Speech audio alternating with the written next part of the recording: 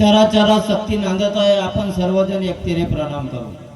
भगवान बाबा हनुमान जी को प्रणाम। महान त्यागी बाबा जुमदेव जी को प्रणाम। परमात्मा एक। नमस्कार नमस्कार।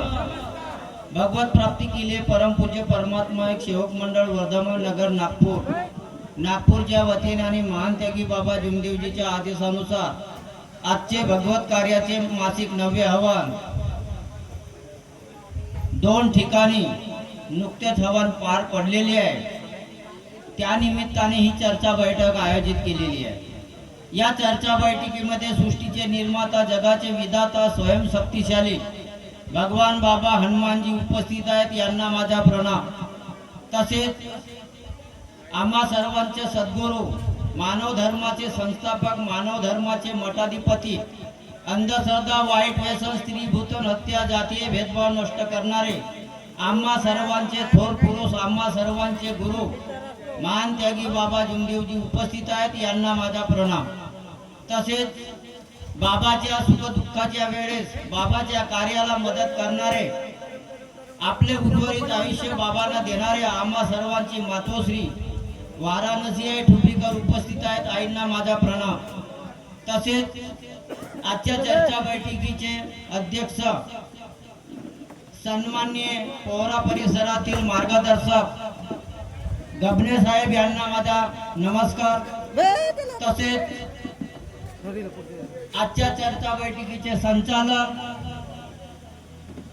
तुषार भाऊ राऊत यांना माझा नमस्कार। तसेच साकोली परिसरातील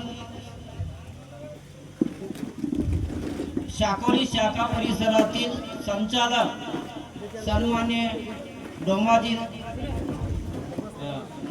डोंबळे साहेब यांना माझा नमस्कार। उपस्थित असलेले सेवक सेविका, ज्येष्ठ सेवक सेविका, बालगोपाल सर्वांना माझा नमस्कार।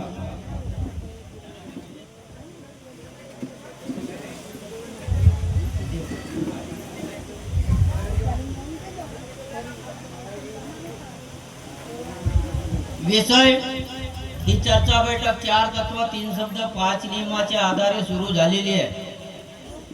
भक्ती आणि भाव चैतन्य झाले पेंढरी हे गाव, धन्य आमचे बाबा जुमदेवजी, ज्यांनी अंतःकरणातून दुःखी पीडित मानवाची मनोभावे केलेली सेवा म्हणजे भक्ती। या भक्तीचे नाव आहे परमात्मा एक। परमात्मा एक हा मार्ग सत्याचा आहे।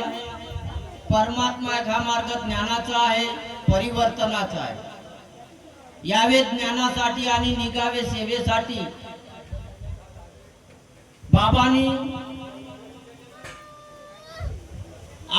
हे ज्ञान स्वतः स्वीकारले। बाबाचा जन्म 3 एप्रिल 1921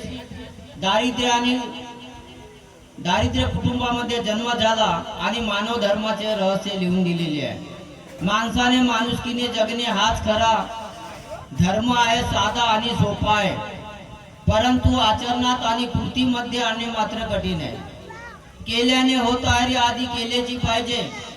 आपण करत असलो तर साधा आहे आणि करत नसलो तर कठीण आहे।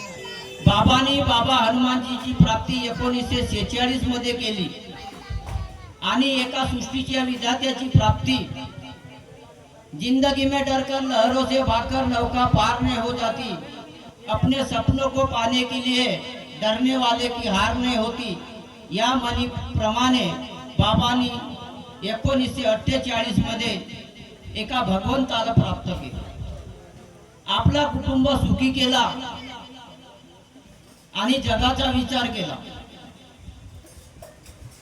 बाबांनी स्वतःसाठी हा मार्ग स्वीकारला, परंतु बाबांनी माझ्या कुटुंबामध्ये जसे दुःखी होते त्याप्रमाणे या जगामध्ये दुःखी आहेत। दीनदुखितांच्या कल्याणासाठी पर्वा नाही केली बाबांनी जीवाची, पायी पैदल फिरले बाबा वेळ ऊन पावसाची।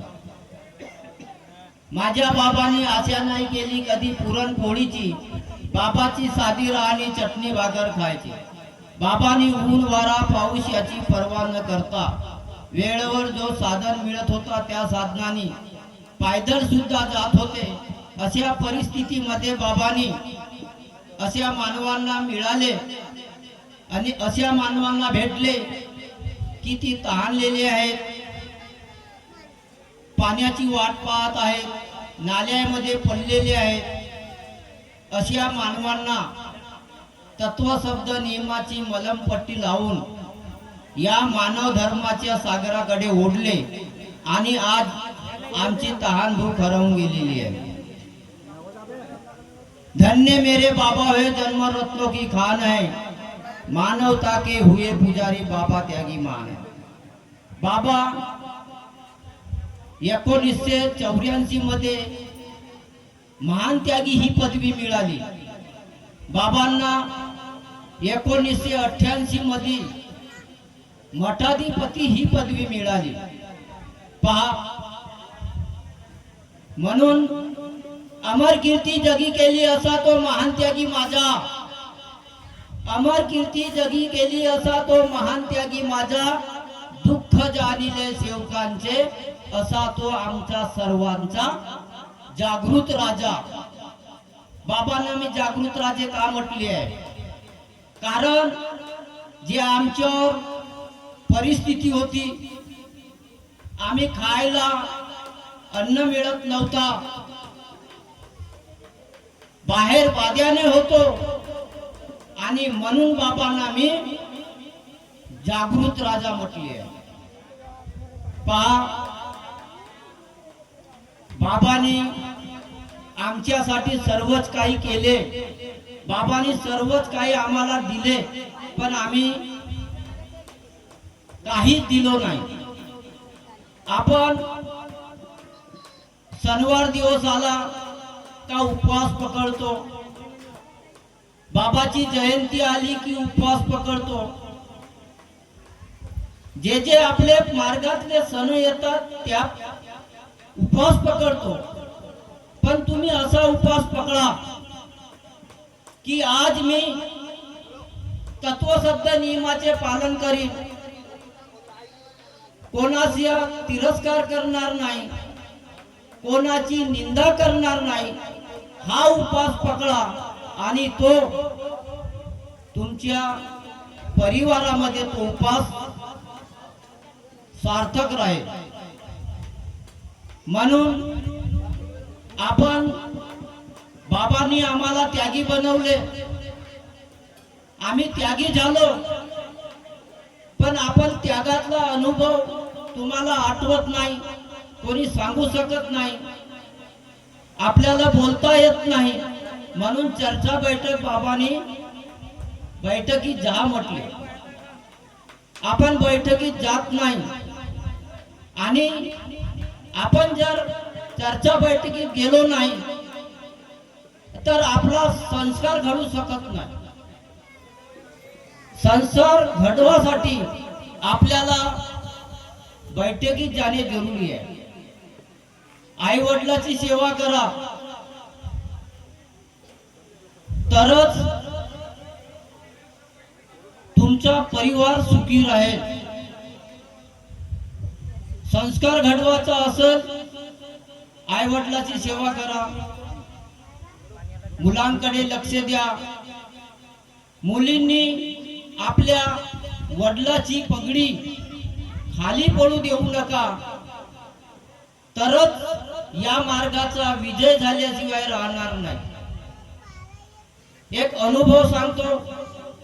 मोगऱ्या गावातला एक साधा सेवक आहे बौद्ध समाजाचा. त्याचे वडील ज्ञानीरामजी मेसराम, मुलाचे नाव रोहित. 10-12 वर्ष झाले अजून तो त्यागी झाला नाही. मुलं अलग झालं, लग्न झालं. त्या रोहितने लव्ह मॅरेज करून सनेरी एक मुलगी आणली. तिचा पती पहिल्यांदा मरण पावला होता, तर त्या बाईसोबत लग्न झाले आणि आनंदानं सुखानं जीवन जगू लागले. पहा, पहिला पतीची मुलगी आहे तिला आणि दुसरी एक मुलगी झाली. आता बाबाला भगवंताला विनंती करते की बाबा मला मुलगा पाहिजे.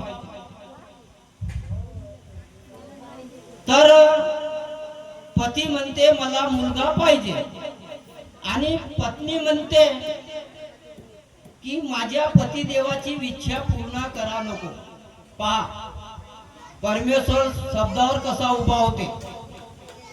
शब्दच हा शैतान आणि शब्दच हा भगवान.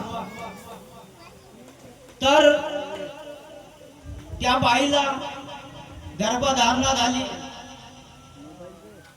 3रा महिना, 4था महिना, 7वा महिना गेला. डॉक्टरी इलाज चालूच होता. तर पास मुलगा बाळ चांगला होता.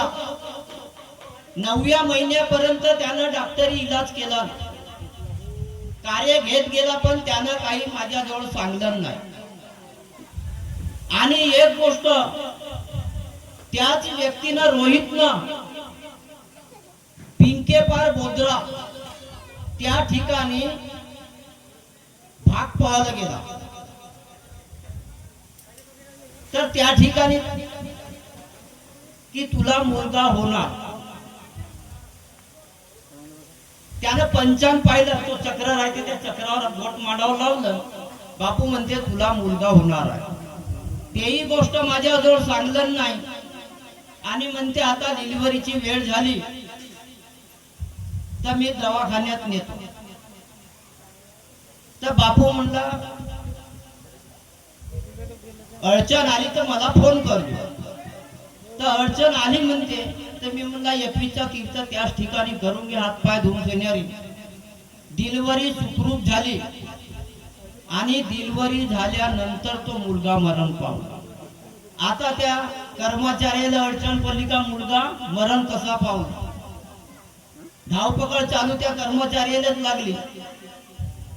बाद मध्ये तो मला फोन केला का मुलगा मरण पावला, म्हणजे निर्जीव होता. तर ठीक आहे म्हणला, तुम्ही म्हणला 10-15 दिवसांनी माझी भेट घे जा. त्याच्यानंतर दोघे पती पत्नी माझ्याकडे आले. बाई म्हणला कोणता कसूर केलीस, कोणता गुन्हा केला तुम्ही दोघे जण. तर ते हकीकत सांगू लागले की यांनी माझ्या समोर म्हणला की भगवान बाबा हनुमानजी तसेच महान त्यागी बाबा जुमदेवजी, मला 2 मुली आहेत, आता मला मुलगा पाहिजे.